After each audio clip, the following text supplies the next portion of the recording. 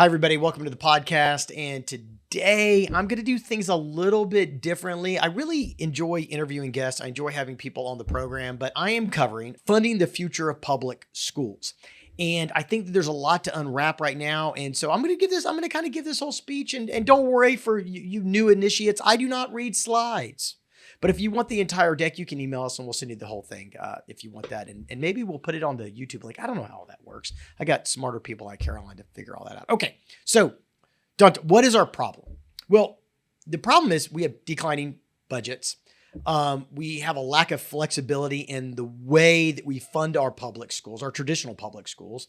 And at least in my opinion, we're really focused on the wrong goals. Like we reward the wrong behavior. And so, if you want to look at this from your own personal life, and man, we pick up so much stuff from childhood, right? And I don't really want to share my trauma with you today, but it's like if you punish a child for an accident, they're going to learn that accidents are bad and they're going to try to hide accidents from you.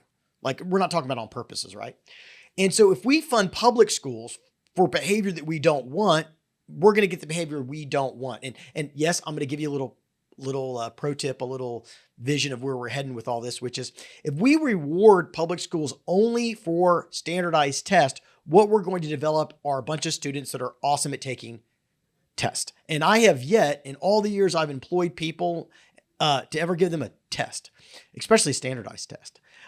So I think we're focused on funding the wrong goals and we have declining enrollment and how that impacts schools. And there's a lack of flexibility. And I'm going to make sure that before we leave today, I'm going to give you short-term actions that you can do like right now present to increase your budgets. And then some long-term objectives that are going to take a little bit more time to develop and get moving, but which is where we have to go. So really my goal, I'm an old soldier, is I'm going to give you two outcomes from this, but you got to wait till the end, right? We always got to keep you on the hook for the end, right? Now, I do place school choice under opportunities and not problems. Well, we can dig into that. And, but I think that it's an opportunity for everyone to do better and perform and to really take care of our children. I think school choice does that, provided that we allow, public schools to actually compete in school choice, which is, again, I know I'm going down a rodeo. If you haven't ever heard me talk about this, I'm going to be doing it a lot more, which is traditional public schools aren't given the same tools to compete. And trust me, I've got to unpack that and it'll take me years because there's so many misconceptions about that. Anyway, so our problem is declining budgets. What are we going to do about it, right?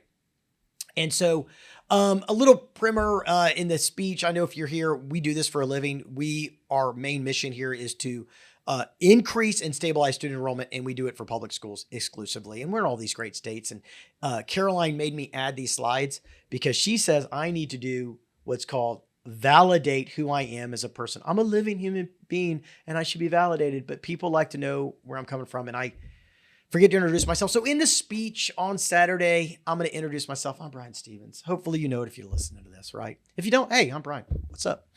I'm going to talk. She made a slide with these books and everything in it I'm supposed to hit, which makes me feel very awkward, but I think there's some good meat in some of those things. So check them out, right? Okay.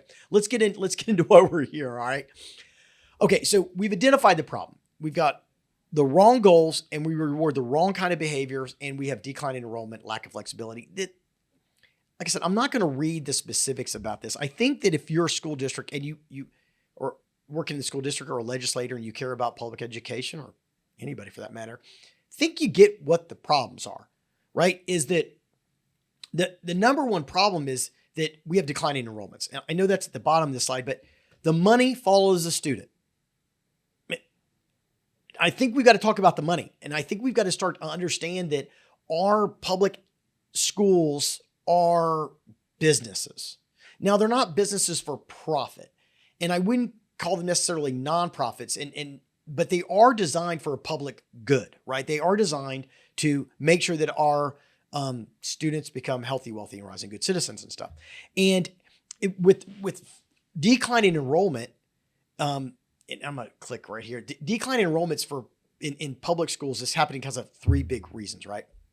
Lowering birth rates is an absolute problem that we're seeing in a lot of developed countries around the world. The United States is no different. So lowering birth rates means less students. And the money follows the students. I'm going to hit this again and again. And I think we got to be real about that. It sounds a little crass to say, well, the money goes where the students go. Like we're putting a dollar sign on a student's head, like they're like a customer. But I think the sooner that we start treating them like customers, the better our school districts will do, and the better that they'll be able to deliver like high quality education to the most number of students possible. And I think that's important.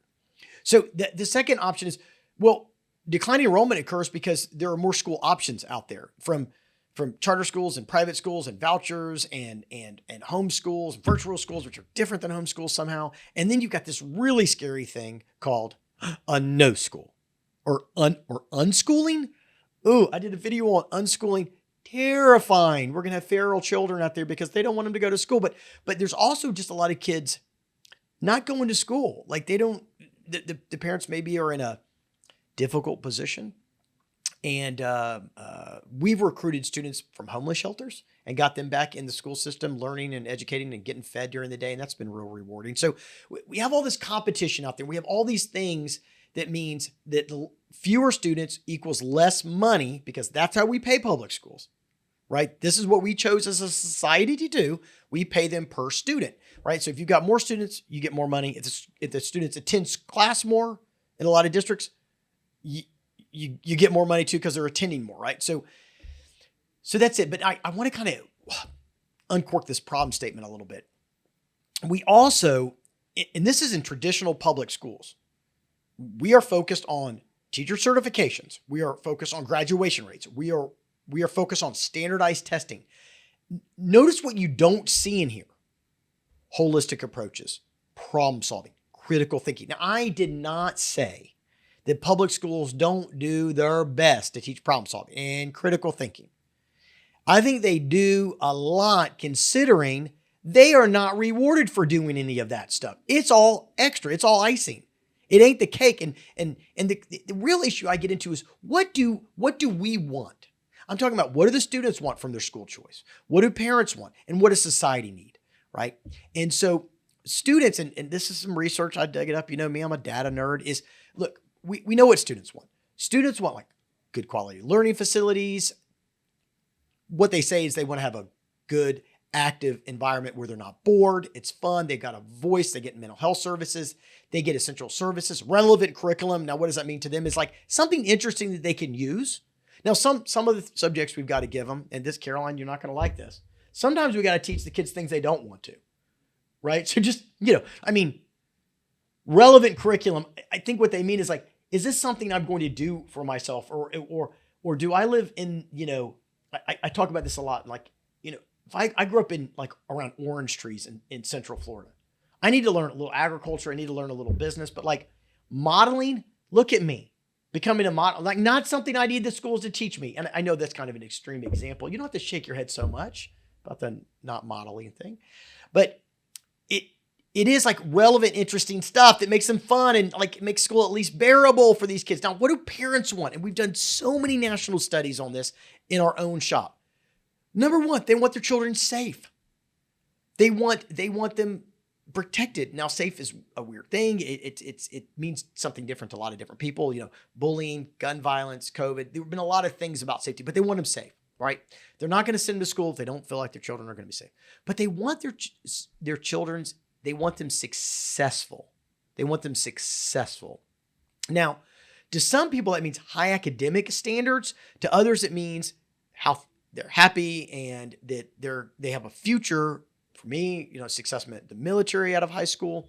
So success means something else. And then they want to have effective communications and all this. Now society, what do we need? Well, we need productive citizens. We need problem solvers. We need, and this one was not mine, but a lot of people are saying this, they need social emotional development.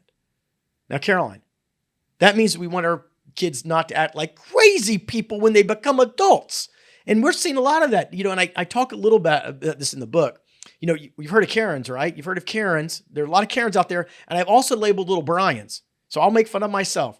And so I was what's called a little Brian, and a little Brian was completely out of control.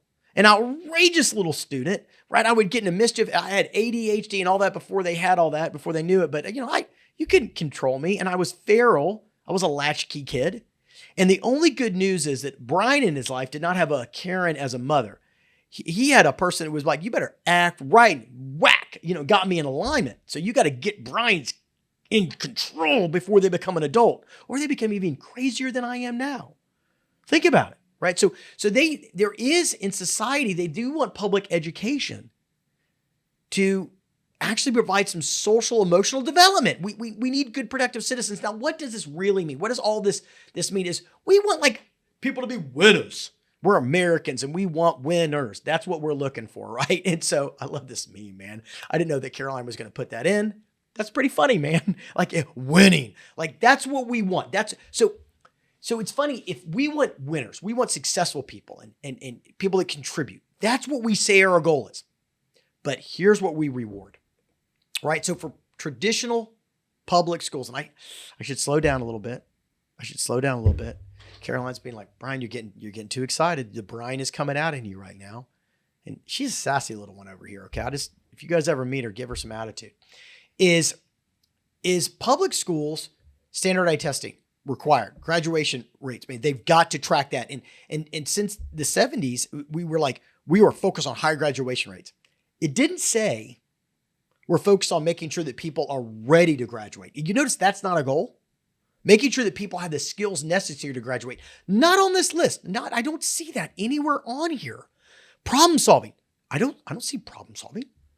I don't see critical thinking. I don't see that. What I see is a lot of matrix and a lot of data. Now, look, I get chronically absenteeism. We want the kids in school, man. Like that, sure. Equity measures. That's like the civil rights laws, Title I, Title IX. Get it? Teacher certification. We want like good quality teachers. That's cool. I mean, some of those things make a lot of sense, but I don't see some of those things that we just talked about wanting, right? I don't see anything about a balanced approach that supports well-being. I don't see productive citizens. I don't see problem solvers. So let's talk about the other school choices, because that is one of the fundamental things that's happening in society is people do have a choice. It's America. It's America. Choice is good, but let's make sure we're competing. Oh, here's my stick for the new book.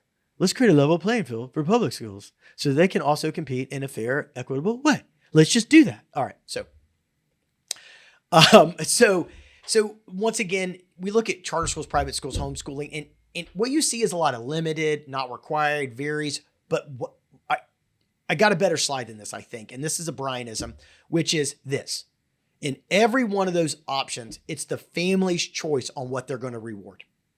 It's the families that are looking at other schools. You're not going to see a private school just talk about standardized test scores. They're never going to advertise just like, yeah, they're going to say like, we get our kids into great colleges, which is success. We're going to get our kids into great, careers.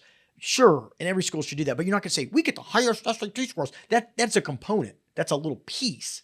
But they're also going to talk about building this like great citizen, and they're going to talk about how they're problem solving and they're doing great projects and science things. And hey, by the way, the earth is not flat, and we're going to explain to them why, right? And earth is not flat is not on a standardized test. I checked. Nowhere is on it. Maybe we should be teaching that on a standardized test. The earth is not flat, and it's okay to own that. And so really, they have a lot more flexibility to adjust to what that community wants in their school. Public schools can't, and that's part of the long-term solutions that we've got to really uncork, right? And so I have this slide in here. I'm not going to read it, but just in case anybody wants to have a little bit of extra background on this stuff, it's really about this flexibility. These alternative choice can do things like, man, maybe we should, because they have a lot less oversight, by the way. They don't have to be as transparent. They don't have to share with their budgets. They don't have to have a governing board. There's no FOIA, Freedom of Information Act, sunshine laws, things like that for a lot of them.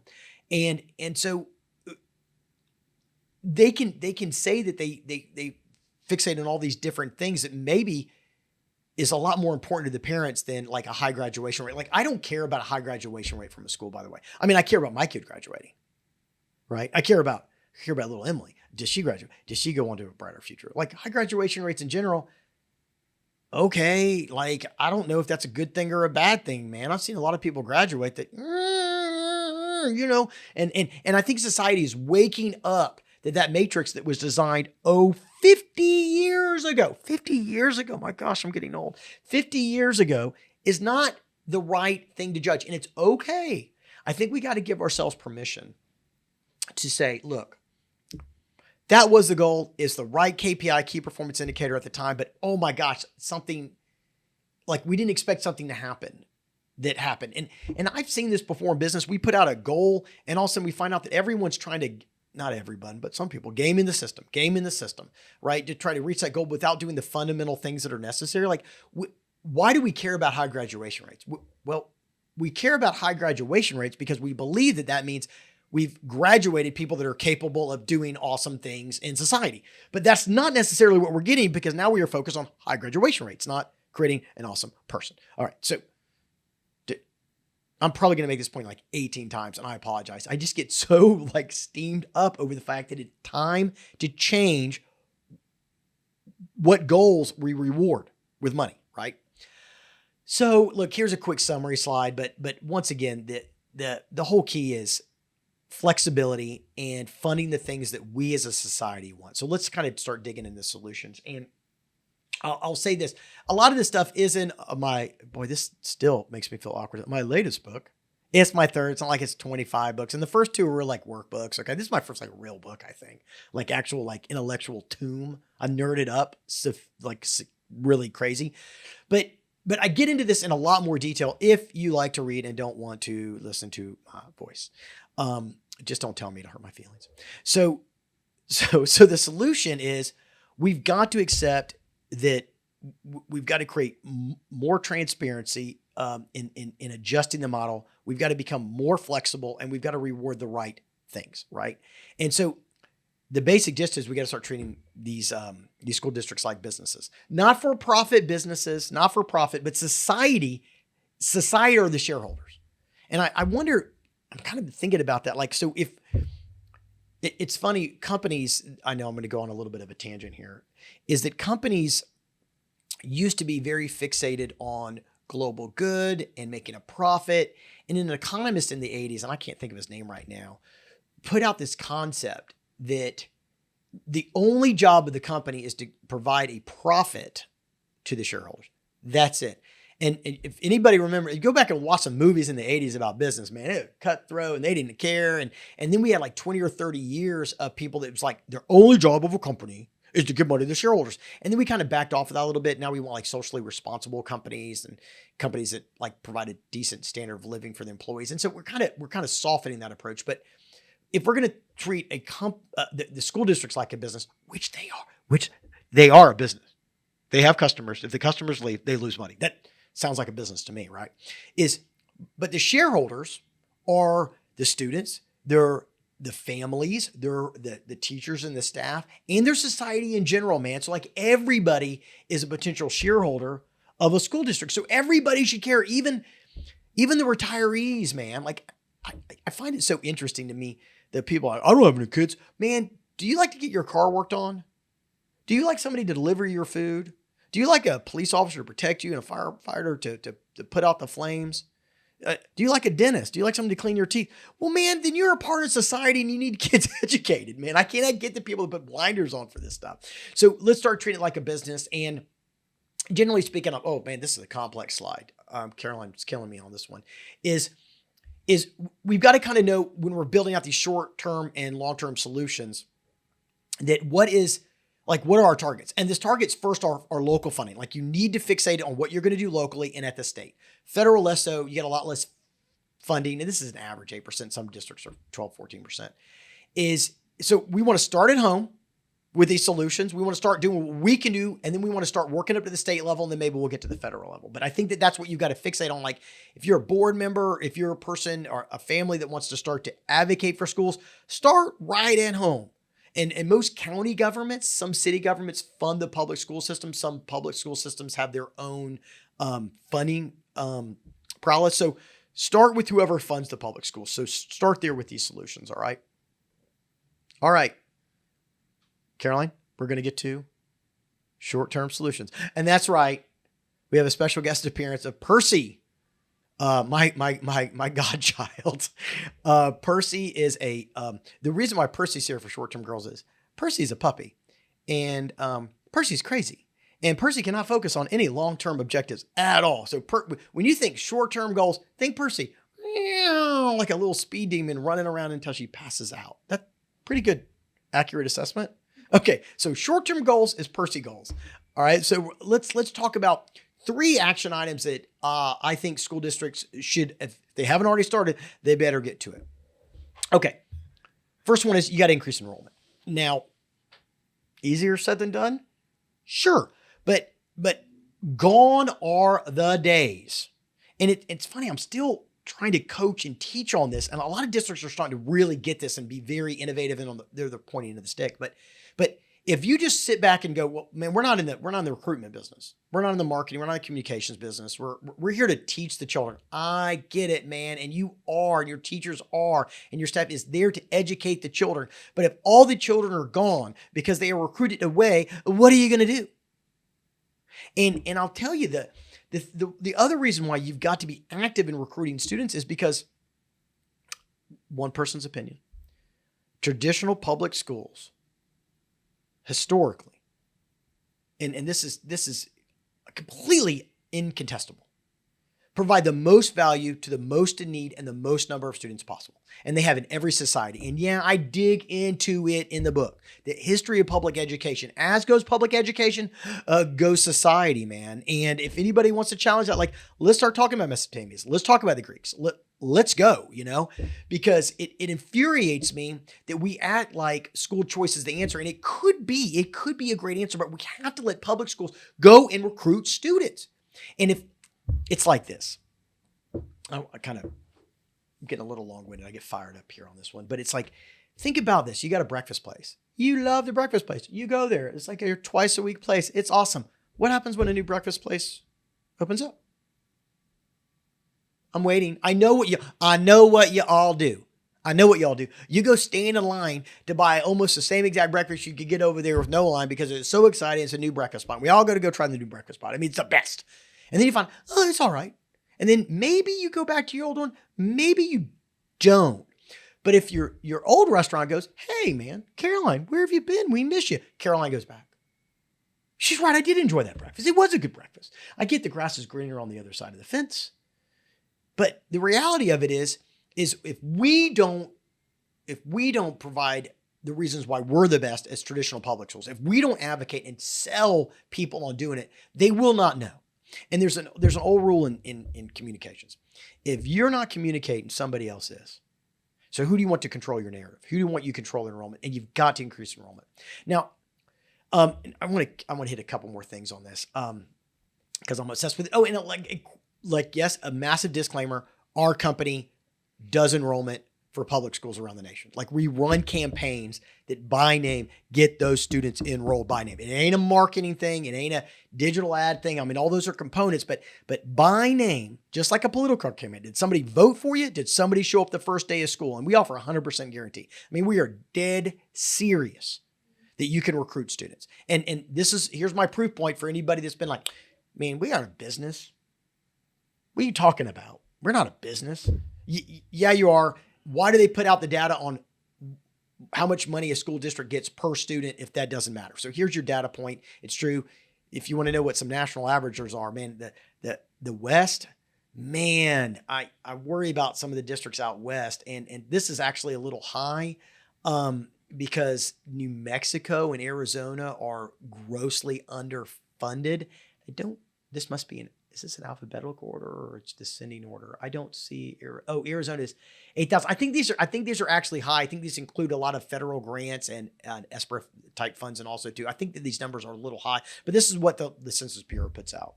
So the money follows the student, and if you're worried that you can't recruit, you can. We've done it.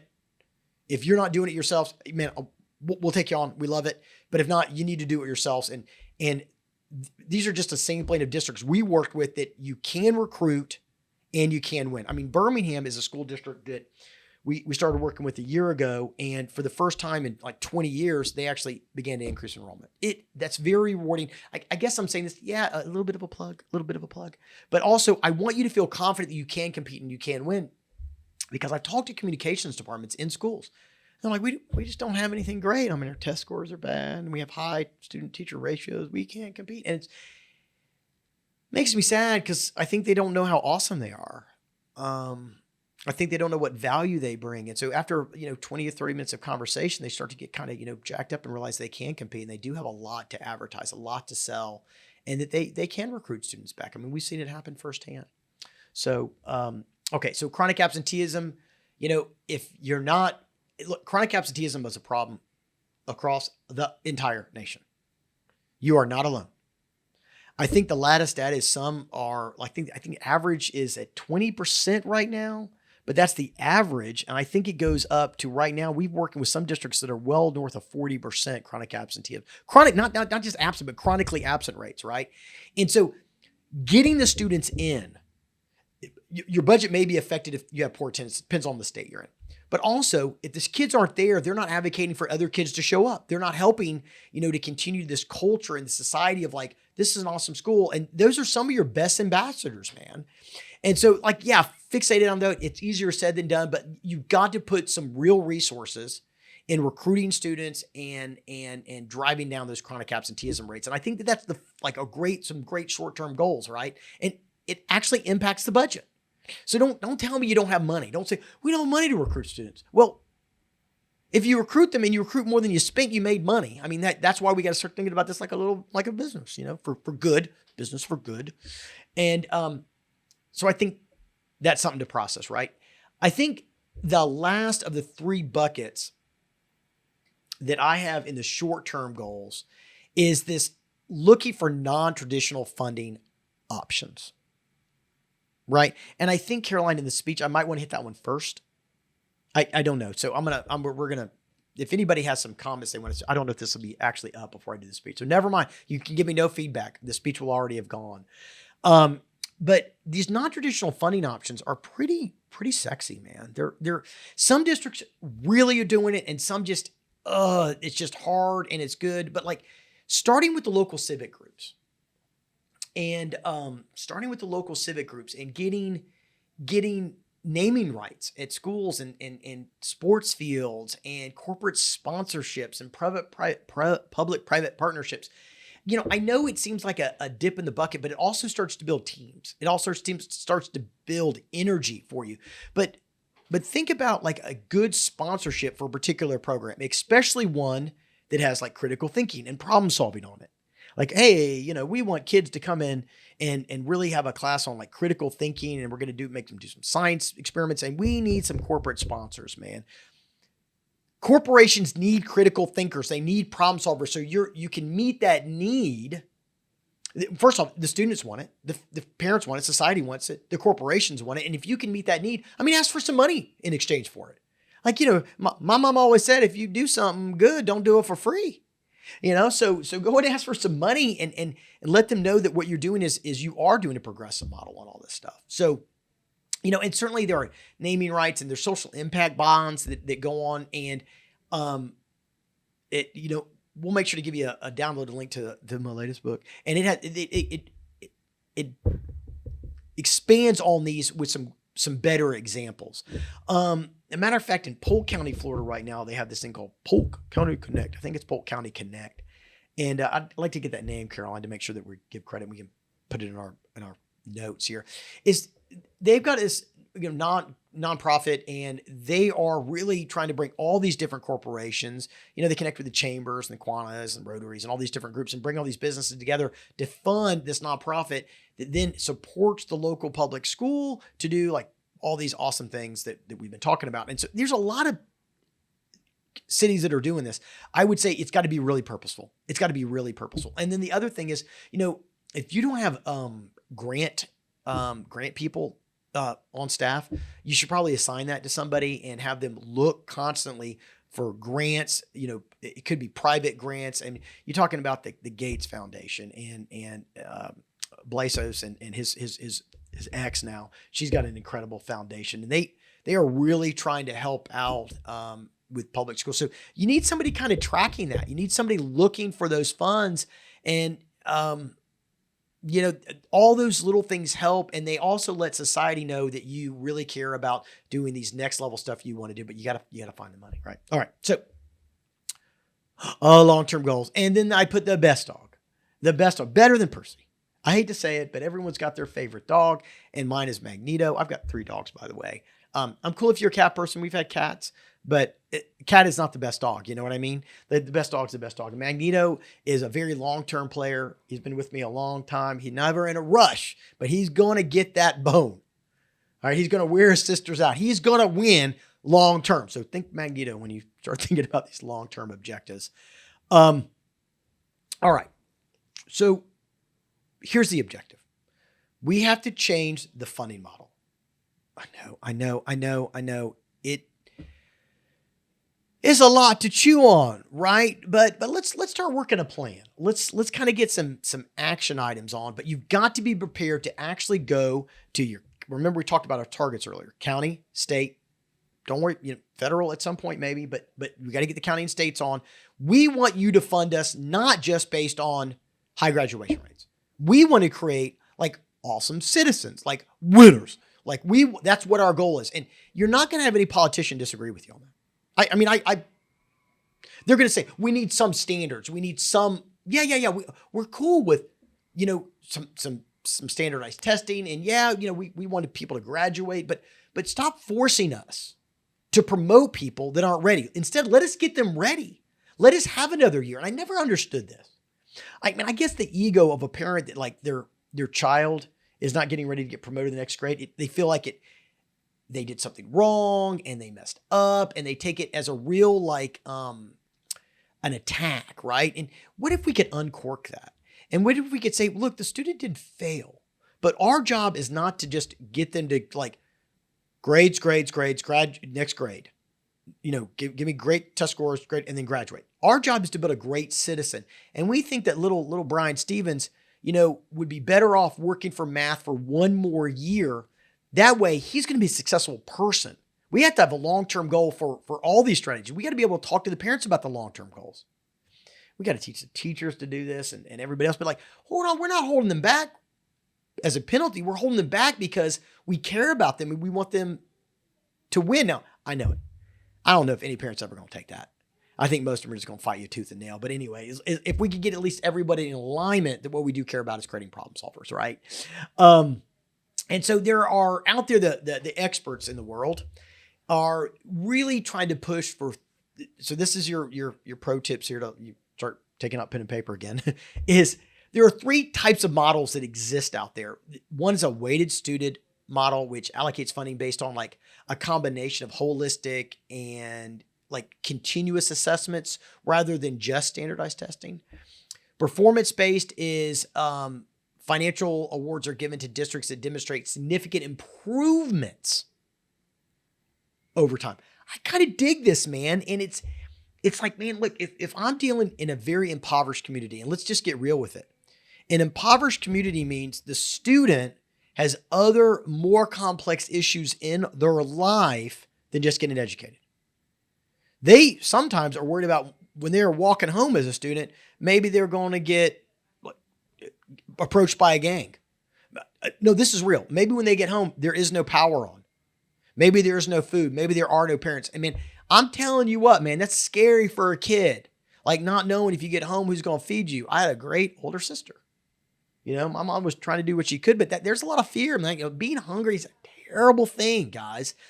And so when we're talking about the fact that the argument came up years ago, I remember I was talking with some suburban parents and they're like, wait a minute, our county district, our county district only puts 13,000 in per student. And the urban poor city right next to them paid like 17,000 per student. They're like, and their kids are so much worse than us. I mean, their test scores. And I go, okay, hold on, mom. Hold on, dad.